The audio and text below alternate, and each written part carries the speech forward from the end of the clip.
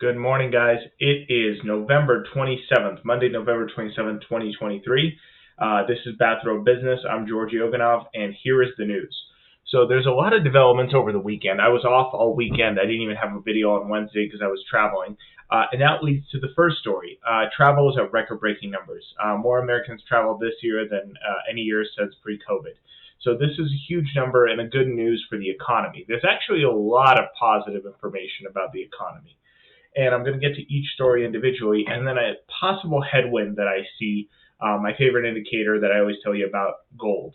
So let's start with the first story. We're going to start with Black Friday sales. So Black Friday sales were pretty much record-breaking. $9.8 billion in the U.S. in online sales alone. That's up 7.5 from last year, and that's not including Cyber Monday today. So why this is important is because a lot of people, myself included, were reading articles that sales are going to be down this year. Black Friday shopping is going to be down.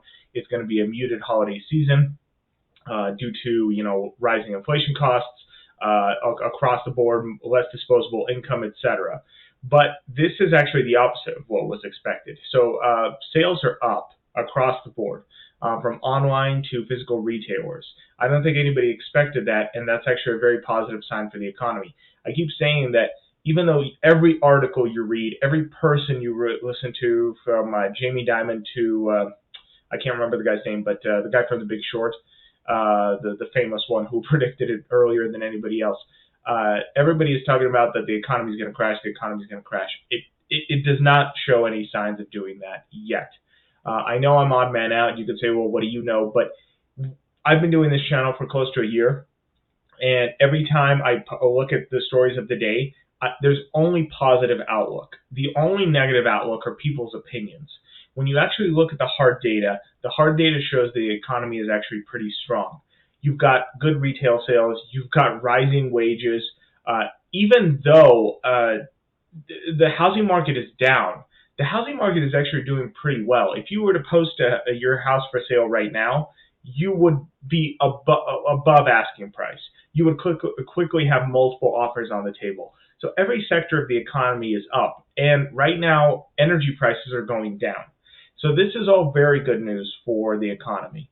I will get to one possible headwind in a minute. So, yeah, online retail sales are up, consumer sales are up. This is all very good for the economy. The next story I want to get to is the supply side. This is kind of interesting. So, in addition to the economy being in pretty good condition, the U.S. federal government, the Biden administration, has announced a supply chain council. Now, this is where it gets a little weird. I don't know if this is just kind of a photo op, if this is something the administration is doing just for the optics of it, but they are allocating $35 billion to this. I tried to find more information on it, but every article was just pretty much regurgitating the same information, that there's going to be a supply chain council that's going to focus on more domestic production, especially key medicines. One article I did find talked about injectable medicines, which is usually biologics, which are very expensive. And honestly, I feel like a small sector of the economy, while they are important, I have family members on biologics myself, I don't think they're going to play into the greater healthcare costs. So to me, this is good, but I think this is going to be also a more of an optic play, especially when it talks about stuff that they're going to do with monitoring supply chains through the Department of Commerce.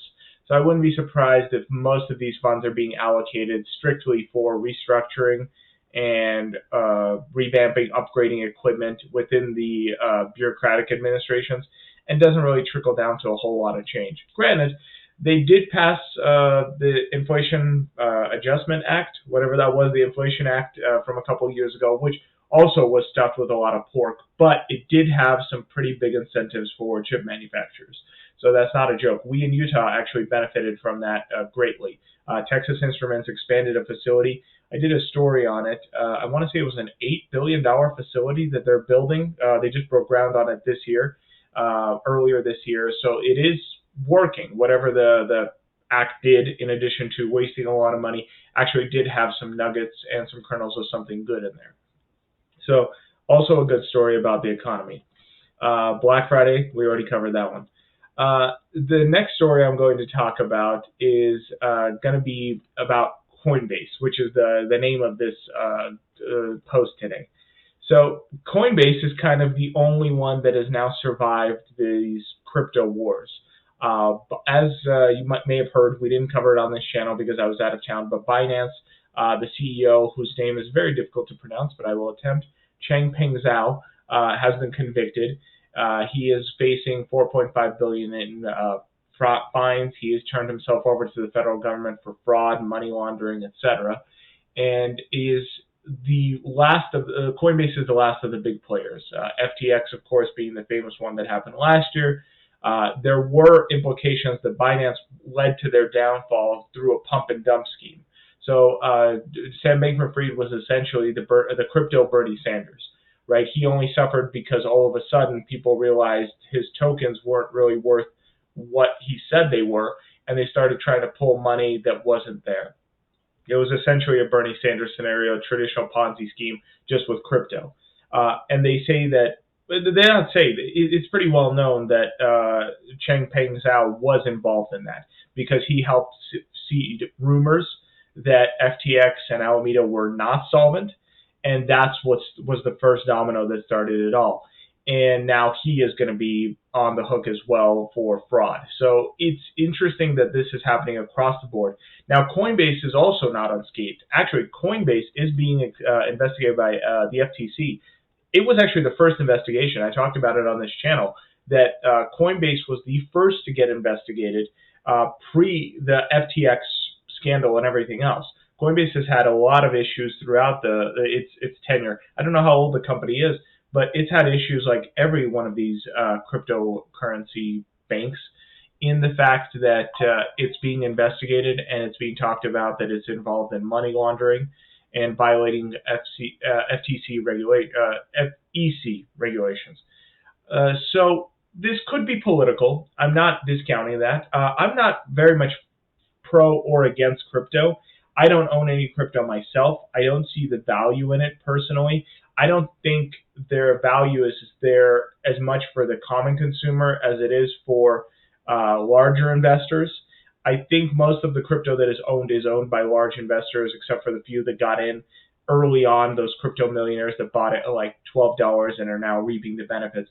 But for the most part, if you look at who owns crypto, a lot of it is dark money. There's no question. There's a lot of dark money, and that's one of the arguments against crypto, is that it's mostly used in money laundering and terrorism and other illicit affairs.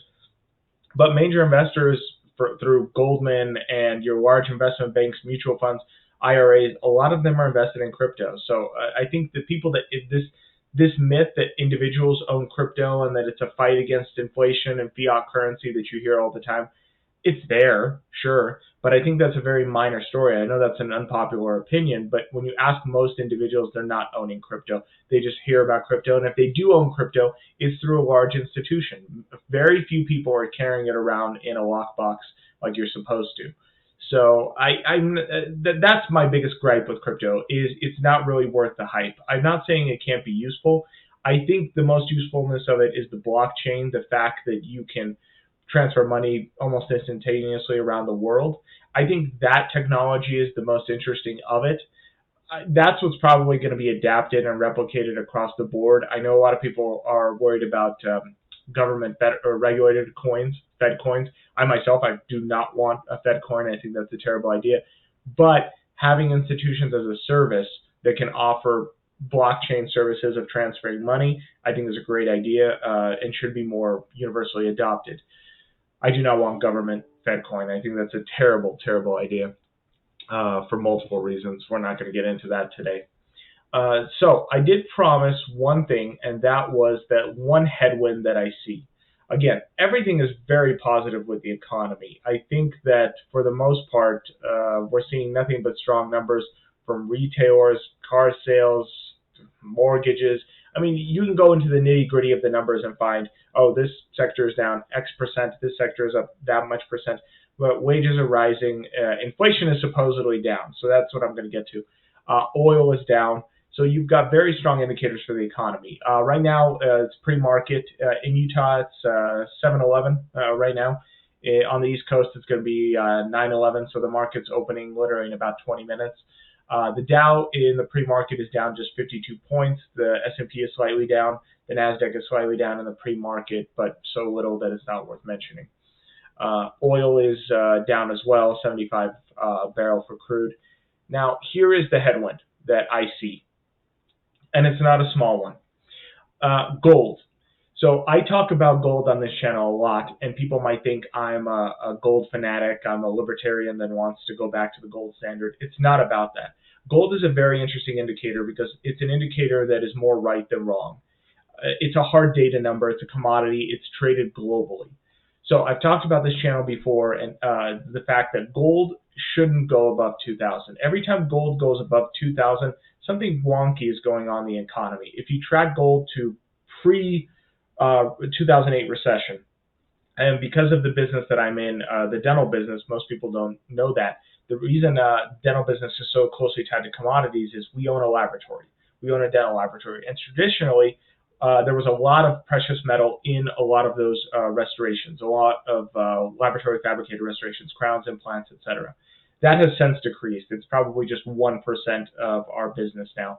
We are mostly all porcelain, composite, ceramics, etc. But we still track gold and commodities.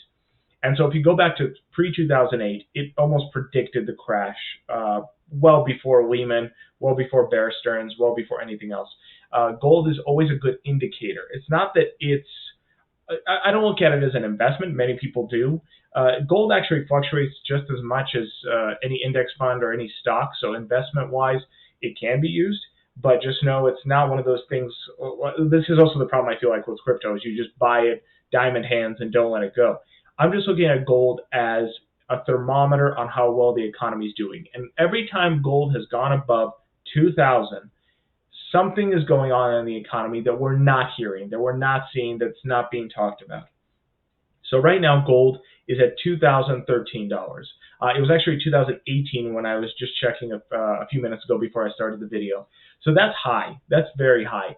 Even with current inflation numbers, gold actually settled fairly comfortably below 2,000 in about a $1,700 to $1,800 range. That seems to be where it had settled once everything was all said and done with stimulus checks and QE and everything else. That seemed to be the new baseline that gold had hit with inflation. And gold actually can take a downward turn. It's not immune to reverse deflation.